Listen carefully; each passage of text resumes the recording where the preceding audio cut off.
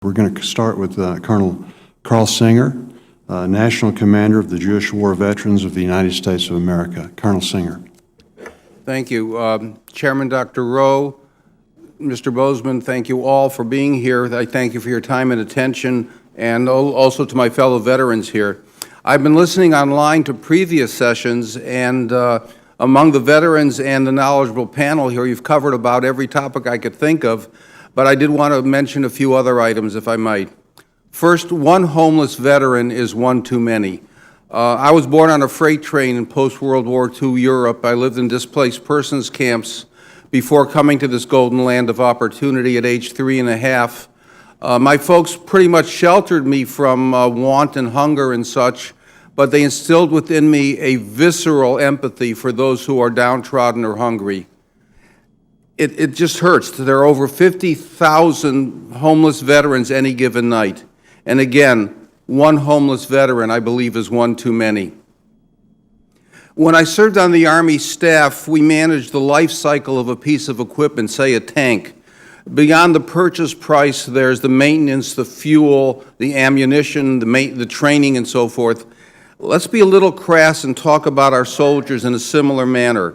When a young woman or a young man raises their right hand and pledges their life to this great nation, we have a commitment to them for their life. They may leave the service having lost some baby fat, gained some muscle, their head's on straight, and they're ready to be productive leaders in our society, or they may come home broken with either mental or physical problems. Either way, we owe them, whether it's GI Bill and VA loans, or whether it's a lifetime of comprehensive medical care and support. Full life cycle care is an obligation. DoD and DVA each provide world-class medical care. You've likely heard this before. During World War II, one of 2 wounded soldiers passed away. They died because of their injuries. Today, depending on who you ask, it's 1 in 15 or 1 in 25.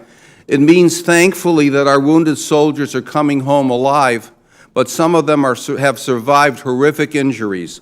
Some wounded will reintegrate back into society, but many will need lifelong care. We must be up to this challenge.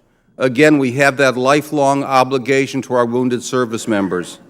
We also have an aging veterans population, many of whom rely on the Department of Veteran Affairs for some or all of their health care. In contrast to the high-quality medical care at the DVA, administrative processes need improvement. Wait times to get on board are simply too long. The appeals process gets bogged down.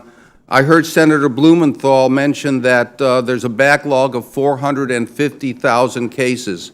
From my business perspective, what gets measured gets managed.